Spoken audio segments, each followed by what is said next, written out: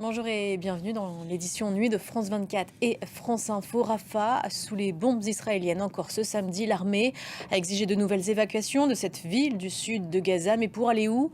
La mort est partout autour des centaines de milliers de déplacés. Tanadji.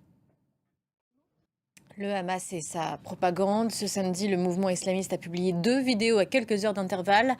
On y voit d'abord un otage israélien blessé, puis l'on apprend qu'il n'a pas survécu. Selon le Hamas, cet homme est mort à la suite d'un bombardement israélien. L'État hébreu n'a pas commenté pour le moment. Les détails avec Léo Péchard. Et après les nombreuses polémiques avant le concours, l'Eurovision, on connaît maintenant le vainqueur.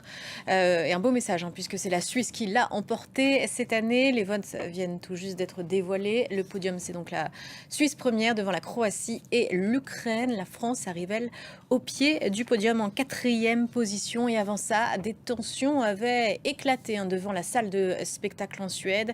Des manifestants pro-palestiniens se sont rassemblés.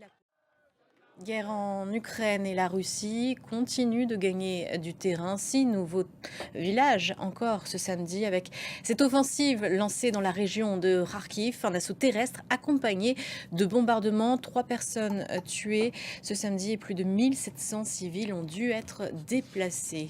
Axel Simon. Depuis plusieurs semaines dans la rue et encore au rendez-vous ce samedi en Géorgie, des dizaines de milliers de manifestants en protestation à cette loi.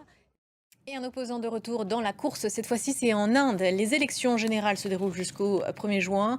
Arvind Kejrival, c'est son nom, un principal leader politique face à Narendra Modi, avait été arrêté il y a quelques semaines pour une implication dans une affaire de pot de vin. Ses sympathisants dénoncent une conspiration. Récit d'Axel Simon. Et puis non loin de là, l'Afghanistan est frappé par des inondations meurtrières. Selon les Nations Unies, plus de 300 personnes ont perdu la vie. L'état d'urgence est décrété dans tout le pays. De nombreux Afghans sont désormais sans abri et les conditions sanitaires s'aggravent dans une économie déjà en crise. Léo Péchard. Et toute autre chose à présent, une bonne partie des Français est en week-end prolongé depuis mercredi avec la succession du 8 mai et de l'Ascension. La météo a été plutôt bonne et les grandes villes se sont vidées.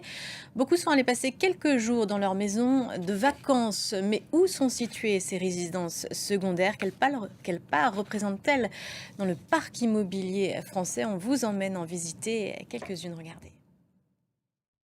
Fin de ce journal, prochaine édition dans un quart d'heure. À tout à l'heure.